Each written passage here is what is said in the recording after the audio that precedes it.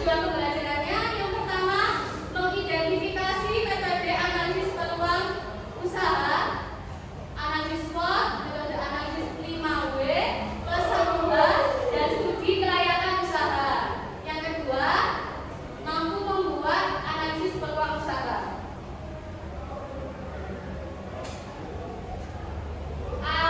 Sebelum masuk ke pembahasan materi, ada yang tahu apa itu peluang? Apa? Ya, silakan. Peluang usaha adalah kesempatan untuk melakukan bisnis dengan kegiatan dan aktivitas tertentu yang bisa mendatangkan manfaat untuk keuntungan. Ya, oke, benar. Jadi peluang usaha itu kesempatan yang dapat kalian ambil untuk bisa memperoleh keuntungan dengan menjual barang atau jasa. Jadi nggak mesti barang, tapi kalian juga bisa jual jasa kepada orang lain. Kenapa sih kita harus melakukan analisis peluang usaha? Yang pertama, untuk mengetahui seberapa jauh potensi nilai yang didapatkan ketika peluang usaha tersebut kita ambil. Nah, jadi sebelum kita memulai usaha, yang pertama kita harus tahu seberapa besar peluang yang akan kita dapat jika kita membuka usaha. Nanti apakah usaha saya ini bisa bertahan lama atau disukai oleh banyak orang, atau usaha saya ini hanya bertahan 1 bulan atau 2 bulan. Nah, itu membutuhkan analisis usaha. Yang kedua, memberikan informasi terperinci mengenai potensi, resiko, serta faktor yang dapat mempengaruhi kesuksesan bisnis. Nah, ini apa sih? Jadi nanti kalau kalian melakukan peluang usaha itu, kalian bisa meminimalisir resiko, misalnya resiko kegagalan. Karena sudah dianalisis, maka dana yang akan kalian keluarkan untuk membuka usaha itu nanti bisa nutup gitu. Yang kedua, faktor-faktor yang dapat mempengaruhi kesuksesan bisnis. Misalnya, jika kalian melakukan analisis peluang usaha ini, nanti yang kedua kalian bisa meminimalisir kegagalan. Misalnya, produk kalian ini bisa dimasarkan untuk anak-anak yang usia berapa, remaja, ibu-ibu, atau usia generasi Gen Z. Itu bisa dianalisis melalui metode analisis peluang usaha. Yang ketiga, untuk mengetahui berapa lama usaha tersebut dapat bertahan. Seperti yang Ibu bilang tadi, jadi dengan analisis peluang usaha ini, kalian bisa mengetahui seberapa lama sih usaha yang saya rintis ini bertahan. Misalnya, kalian buka kedai es teh. Nah, ini kan cuacanya sedang terik ya, matahari sedang terik. Apakah nanti kedai es teh saya ini akan bertahan juga di musim penghujan?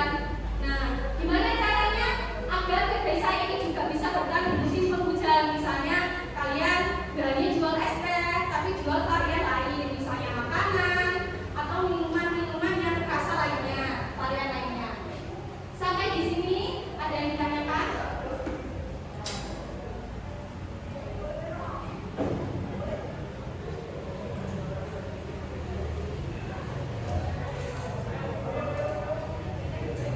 Kalau nggak ada, kita membahas selanjutnya ya. Yang kedua, ada metode analisis peluang usaha. Jadi di sini kita akan membahas 3 metode. Yang pertama yaitu SWOT. Yang kedua 5W plus 1H. Yang ketiga studi kelayakan usaha. Jadi di pertemuan kali ini kita akan membahas 3 topik ini.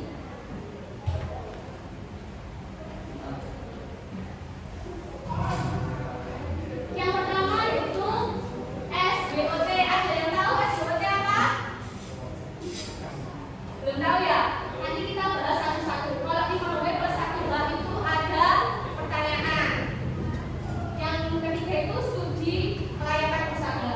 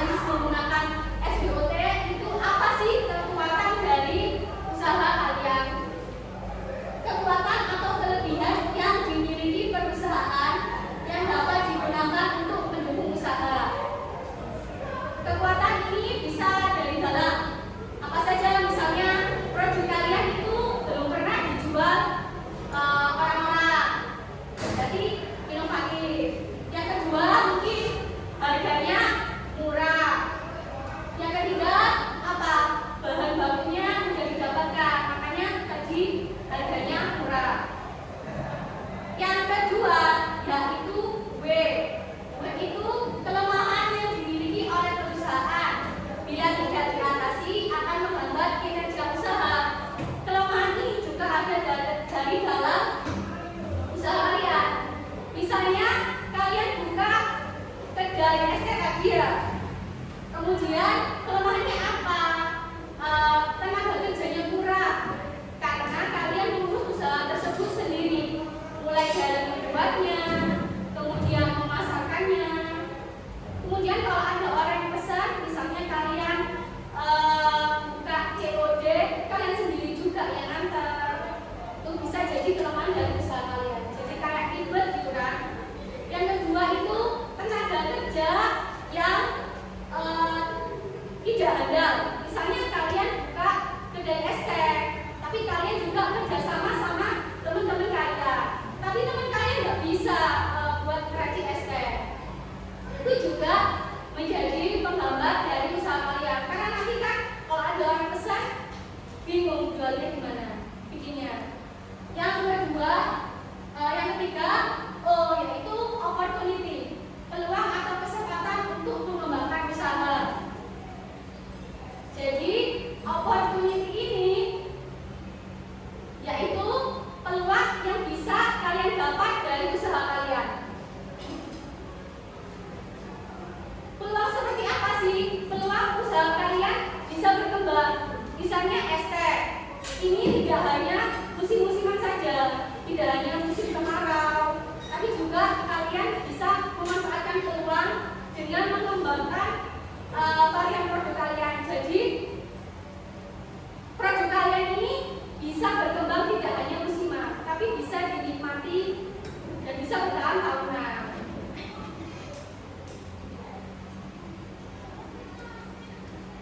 Yang terakhir yaitu T, ancaman atau gangguan. T ini berasal dari luar usaha kalian yang bisa mempengaruhi perkembangan usaha kalian. Jadi tidak ada sangkut pautnya dengan kalian. Kalau yang S sama W tadi kan ada sangkut pautnya dari dalam internal kalian. Jadi kalian bisa mengendalikan. Kayak harga tadi bisa dikendalikan oleh penjual barang. Kualitas produk juga bisa kalian kendalikan sendiri. Yang W tadi soal tenaga kerja yang tidak ada itu bisa kalian kendalikan dengan rekrut orang baru atau bisa kalian latih. Itu kalau W. Yang O ini tadi peluang kan dari luar. Jadi bagaimana kita bisa menangkap apa yang dibutuhkan oleh masyarakat itu dari opportunity. Yang terakhir ini juga dari luar, threat atau ancaman. Ini sangat sulit dikendalikan. Kenapa sangat sulit? Karena ini menyangkut dengan kebijakan dari luar. Apa sih contohnya Bu? Misalnya pajaknya naik. Kalau pajak naik, misalnya kalian buka outlet es teh tadi ya, kalian bukan tempat kalian sendiri. Jadi kalian bisa menyewa tempat yang strategis. Tapi ternyata uang sewanya naik. Itu kan di luar kendali kalian. Terus yang kedua misalnya faktor ekonomi, misalnya terjadinya inflasi. Itu juga bisa mempengaruhi berasal dari ancaman ini. Inflasi itu kenaikan mata uang. Dulu es teh harganya Rp1.000, sekarang es teh dijual harga Rp3.000. Nah itu termasuk ancaman. Ya nih tentang analisis SWOT. Yang pertama tadi saya kekuatan atau kelebihan yang dimiliki perusahaan yang dapat digunakan untuk mendukung usaha. Contohnya tadi memiliki produk yang berkualitas. Misalnya kalian akhirnya buka es teh, buka usaha es teh, nggak menggunakan air mentah, pakai air matang, atau mungkin air murni asli itu masuk ke dalam strain. Terus sudah dikenal masyarakat, misalnya produknya itu sudah dikenali. Ini juga sebagai kekuatan. Misalnya es teh kan sudah menjadi minuman khas Indonesia kan. Yang ketiga, memiliki tenaga atau SDM yang berkompeten.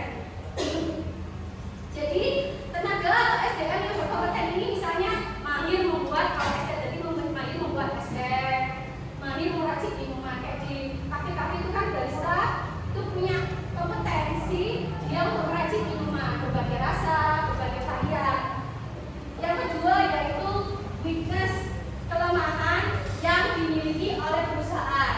Bila tidak diatasi, akan menghambat kinerja usaha. Misalnya, karyawan yang kurang berpengalaman.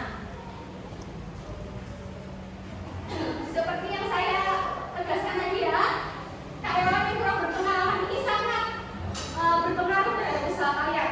Kalau kalian menghandle usaha tadi sendiri, itu bisa kalian minimalisir. Misalnya saya bangun jam segini, langsung meracik teh, langsung motong-motong dagangan gitu. Tapi kalau misalnya kalian karyawan yang kurang berteman, misalnya kalian rekrut orang, teman kalian sendiri atau saudara kalian, itu biasanya kontrolnya kurang. Misalnya janjinya jam 8, datangnya setengah 9. Buka kerjanya ternyata jam 9. Apa enggak? Kalian kan ribet sendiri nanti kalau buka usaha. Yang ketiga itu opportunity, peluang atau kesempatan untuk mengembangkan usaha. Contohnya bahan baku mudah didapatkan dan murah. Jadi contohnya tadi es teh ya, bahan bakunya kan mudah didapatkan, cuma air sama teh. Jadi kalian mudah mencarinya. Air juga murah kan, terus teh bisa kalian beli. Yang ketiga gula, gula. Maksudnya itu di semua toko mungkin sudah ada bahan baku ini. Kalau kalian misalnya buka usaha yang minuman rasa. Ketika rasa itu habis, misalnya kalian rasa bubble gum atau apa, itu kan nggak semua toko buka. Nah, itu juga menjadi peluang dan juga akan menjadi ancaman dari usaha kalian. Karena penyediaan bahan bakunya itu nanti sedikit sulit.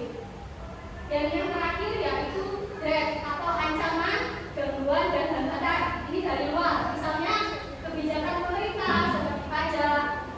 Jadi kalau misalnya kan usaha besar-besar gitu kayak ST Indonesia, pasti mereka pakai pajak 10% dari apa yang kalian beli. Nah itu bisa menaikkan harga jual. Misalnya ST-nya kalau beli di kedai itu 3.000, kalau beli di ST Indonesia 8.000, itu kan sudah kena pajak. Pesaing usaha yang sama, misalnya kalian buka es teh, sehari kalian bisa menjual 20 cup, satu cupnya harganya 3.000 kali 20 berapa? 60 kan? 60.000 itu penghasilan satu hari. Ternyata teman kalian atau tetangga kalian itu pengen wah jualan es teh aja loh, penghasilannya 60.000 satu hari misalnya. 60.000 dikali 30.000 sudah berapa satu bulan ya kan? Ya, maksudnya biasanya orang itu kalau ada orang yang buka usaha misalnya sukses atau laku, itu biasanya mereka terinspirasi untuk membuka usaha yang sama. Makanya biasanya usahanya boleh sama, tapi kualitas produknya berbeda.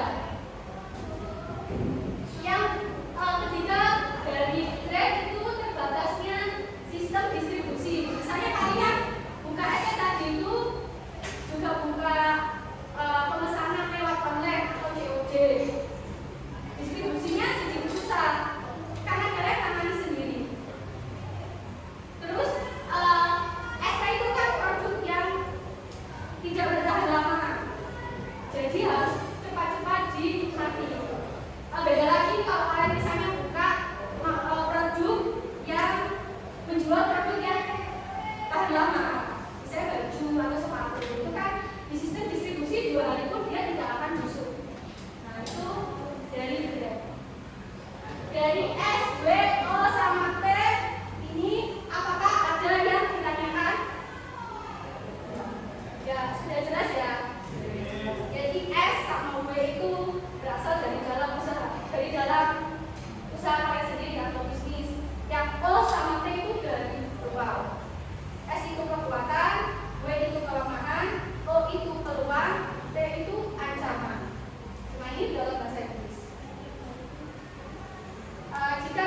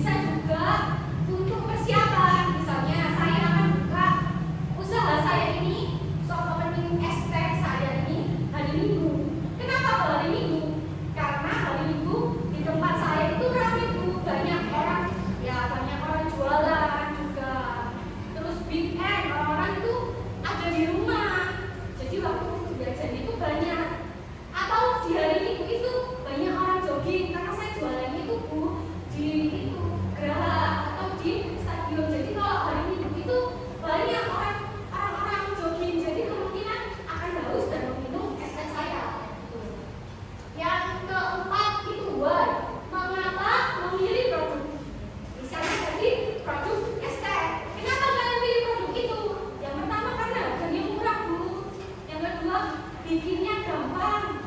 Yang ketiga, harganya itu tadi harga bahan bakunya juga mudah didapat dan juga murah.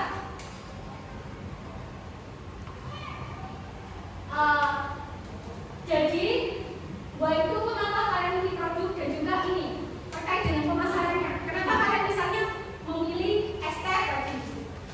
Karena disukai berbagai kalangan dulu, dari yang kecil, yang muda, sampai yang tua juga suka STF. Itu tertarik dengan jual. Mengapa memilih produk? Bu, yang kelima itu Bu. Siapa orang yang terlibat? Siapa orang yang terlibat dalam pendirian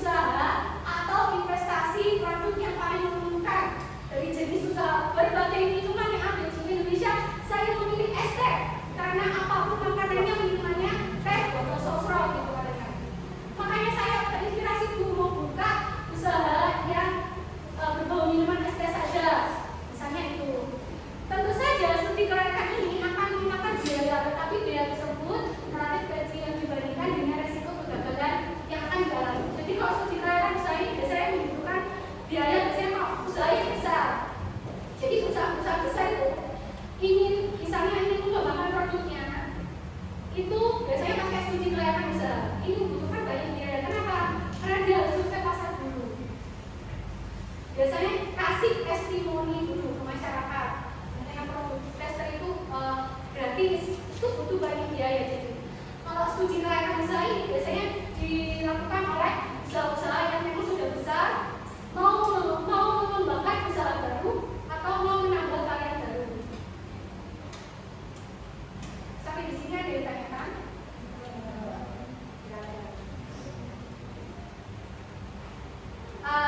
Jika tidak ada yang ditanyakan, saya punya kerja kelompok ini, tugas untuk dikerjakan secara kelompok. Jadi ini saya berikan dulu.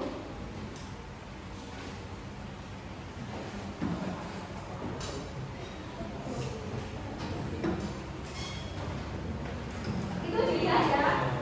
Studi kasus apa itu digambar? Ada yang tahu ini apa gambarnya? Ini gacoan. Ada yang pernah nyoba ini gacoan? Nah, gimana rasanya? Enak kan? Enak kok enggak? Gini aja. Ternyata cuma gitu aja, tapi kok rame banget, gitu kan? Semua orang juga bisa buat ini bu, tapi kok rame banget. Nah itu lagi tren. Jadi ini ada lembaga kerja yang harus kalian kerjakan secara berkelompok. Yang pertama kalian amati gambar. Tadi ya gambarnya di gacoan. Terus ada hotspot, ini bisa kalian scan. Kalau mau lihat videonya tentang di gacoan, bisa kalian scan. Yang kedua dibaca studi kasusnya. Ini gacoan merupakan sebuah waralaba restoran asal Indonesia.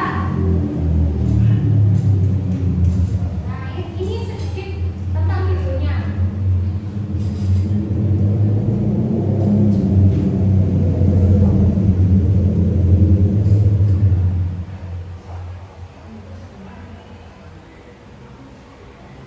Dari mulai masaknya, jadi di gacoan itu nggak hanya jual ini saja, tapi dia juga jual berbagai macam gorengan dan cemilan. Biasanya orang-orang anak-anak belinya bisa udah rambutan. Saya kita tarik. Kalau kalian mengunjungi atau lewat outlet di gacoan biasanya selalu ramai. Kenapa sih selalu ramai? Karena dia lagi film bu. Jadi orang-orang itu mau mencoba. Nah, ini contoh lain dari flyer produknya. Terus tempatnya juga bagus bu, jadi bisa buat foto-foto atau update status dulu lah di WhatsApp dan Instagram.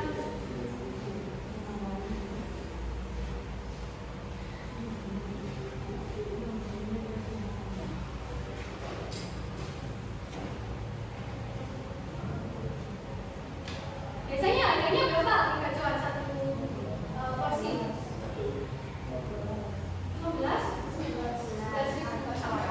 15 tuh sama minumnya. Nah ini bisa dibuat ngedet bu sama gebetan kalau di gacoan karena harganya murah. Jadi kalau bayar itu harganya bisa dibuat lihat makan bersama teman-teman juga temannya.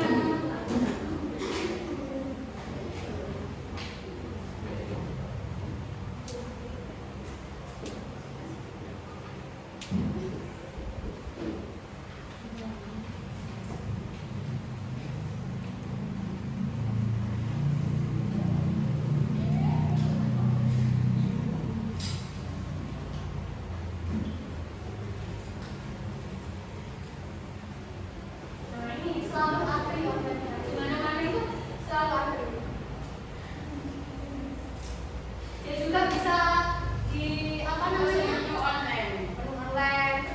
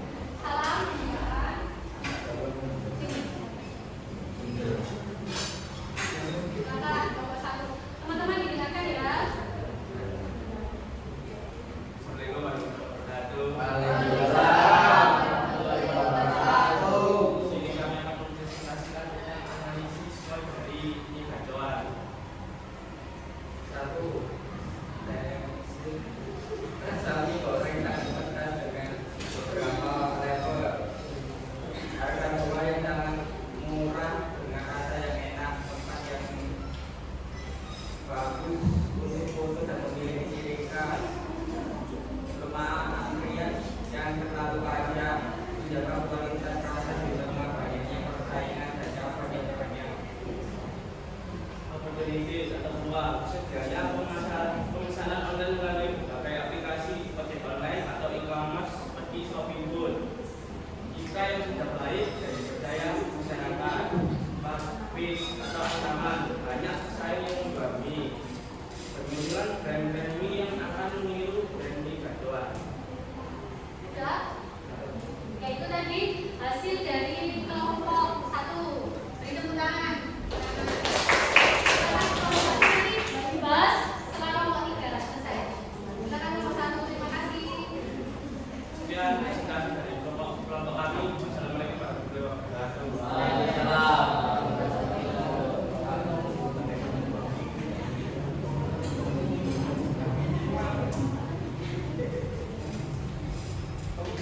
Kelompok selanjutnya, kelompok 2. Dua orang ya, namanya.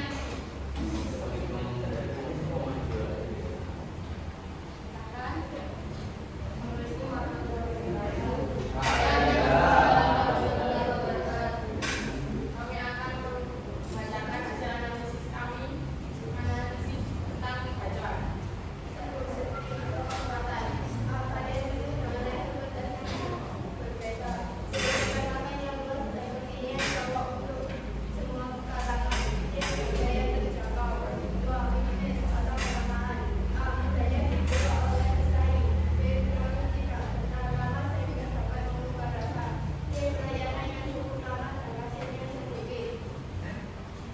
Opportunity A. Cukup terkenal di masyarakat. B. Terdapat banyak promo online atau offline dari tertentu. C.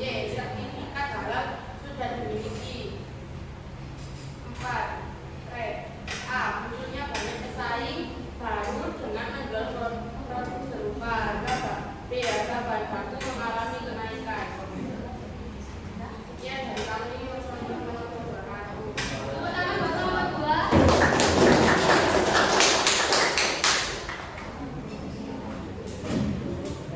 Kelompok terakhir, kelompok 3. Silakan perwakilannya maju.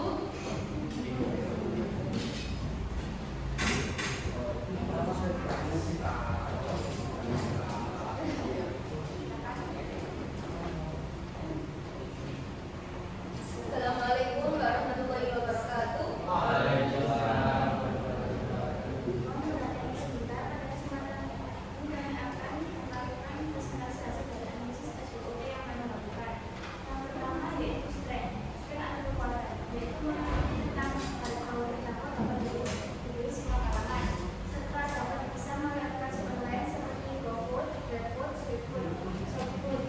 Yang ketiga, lokasi dan strategi bisa di rumah, kota, dan tersedia di level. Yang kedua yaitu bisnis atau kelemahan. Kelemahan bisa yaitu yang pertama memproduksi oleh pesaing, lalu perkembangan data lama serta pelayanan yang lama. Yang ketiga, opportunities atau peluang. Banyak cabang baru, pendapat promo, banyak varian, rasa. Keempat, banyak pesaing baru, kemungkinan antara berbagai demi peraturan dominan dalam bidang ekonomi seperti kenaikan pajak. Sekian hasil presentasi dari kami. Wassalamualaikum warahmatullahi wabarakatuh. Silakan kelompok 3.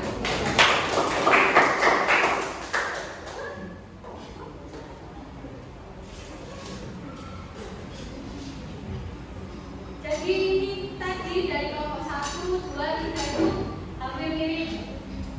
Tapi saya ambil poinnya dari kelompok 1 itu tadi bisa strength atau kekuatannya ini Gadoan itu rasa mie-nya yang berbeda.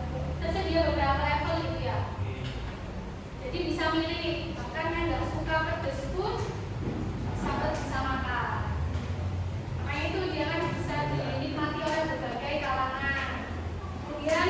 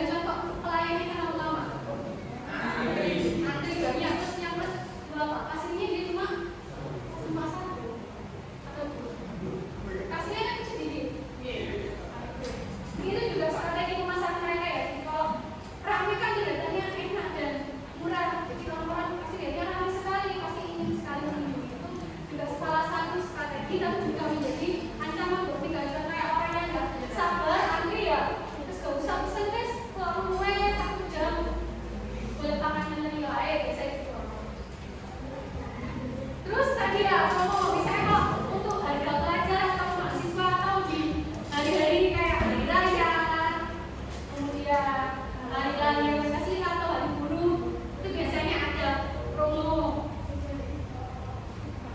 promosi buat apa namanya, misalnya kalau satu harga 3 cor itu berapa tadi 11.000, kalau promo 13.000 sudah sama ininya, tapi bawa KTM kartu mahasiswa atau bawa KTP kartu pelajar. Kalau bawa itu nggak dapat promo. Jadi promo ini terbatas untuk orang tertentu atau terbatas hari ini. Kalau promonya itu promo hari kelahiran Indonesia atau proklamasi atau hari kemerdekaan, itu ya terbatas hanya hari itu saja. Atau misalnya outletnya baru buka, promo 1.000 membeli pertama gratis ST. Nah itu juga promo. Jadi nggak selalu promo itu potongan harga, tapi juga varian. Misalnya beli 2 beli 1, tapi sama aja harganya tidak sama. Biasanya kalau promo itu apa? Dia narik peminat. Kalau di promo biasanya yang beli produknya itu lebih banyak daripada kalau harganya nggak di promo. Terus dari tahun ketiga juga mengungkapkan produknya mudah ditiru. Nah ini Gacor ini kan sejak tahun 2016 itu sudah didirikan di Malang ya, tadinya itu di Malang. Tapi dia baru viral kan baru ini 2008 ini lah, 2022, 2023 terus tahun ini. Karena viral dan banyak yang mau mencoba, terus ternyata setelah dicoba halal rasanya cuma itu doang. Saya bisa buat di rumah. Sekarang kan banyak usaha rumah yang buka usaha saya sama, misalnya menjebel, dijaili ya, atau kalian buka sendiri juga nggak apa-apa, asalkan kalian bisa memasaknya. Atau kayak pesaingnya yang restoran besar misalnya yang Bismi atau Mikober, itu juga salah satu pesaing dari Gacor. Jadi produknya itu mudah ditiru. Nah ini harus menjadi motivasi bagi pengusaha. Produknya boleh sama, tapi kualitasnya dan rasanya beda. Misalnya bahan bakunya dia premium, pakai bahan baku premium tapi harganya lebih murah. Atau si Gacor ini dia banyak promonya, dia selalu ada paketan buat pelajar. Terus di hari tertentu dia juga ada diskonnya, misalnya bayar pakai Shopee Pay itu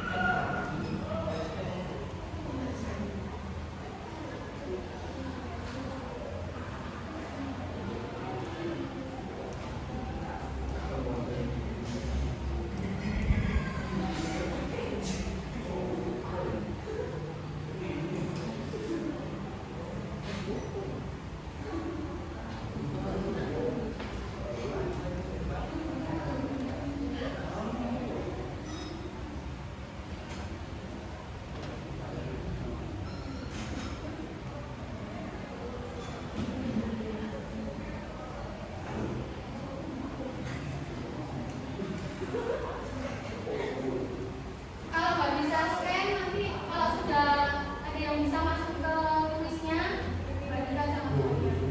Linknya.